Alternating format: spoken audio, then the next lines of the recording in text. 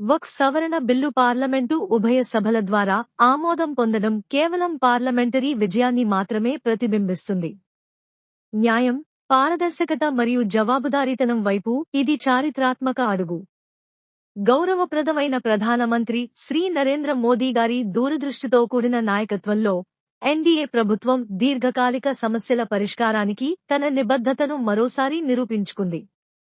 వక్ఫ్ బోర్డుల కార్యకలాపాలపై ఏళ్ల తరబడి తీవ్ర ఆందోళనలు జరుగుతున్నాయి.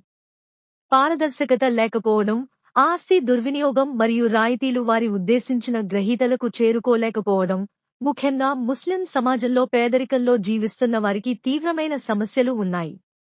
ఈ సవరణ వక్ఫ్ బోర్డు యొక్క సవాళ్లను పరిష్కరించడం, పారదర్శకతను పెంచడం, వక్ఫ్ ప్రయోజనాలు పేద ముస్లింలకు చేరేలా చూడడం మరియు బోర్డులో ముస్లిం మహిళలకు ప్రాతినిధ్యం కల్పించడం వంటి ముఖ్యమైన దశ.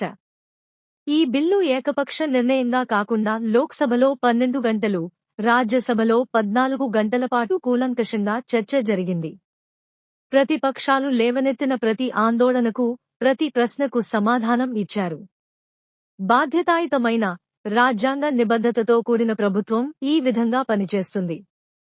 ప్రజాస్వామ్యం ఇలాగే పనిచేయాలి. ఈ ముఖ్యమైన బిల్లును సమర్పించి మార్గదర్శకత్వం వహించినందుకు గౌరవనీయులైన పార్లమెంటరీ వ్యవహారాలు, మైనారిటీ వ్యవహారాల సంక్షేమ శాఖ మంత్రి శ్రీ కిరణ్ రిజిజు జీ, గౌరవనీయులైన హోంమంత్రి శ్రీ అమిత్ షా జీ మరియు రాజ్యసభలో ఎన్డీఏ గౌరవనీయ నేత శ్రీ జేపీ నడ్డా జీకి నేను హృదయపూర్వకంగా ధన్యవాదాలు తెలియజేస్తున్నాను.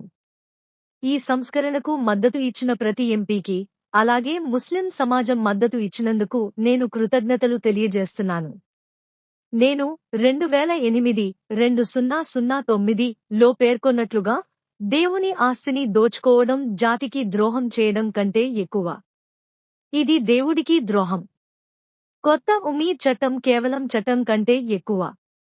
ఇది నైతిక వైఖరి.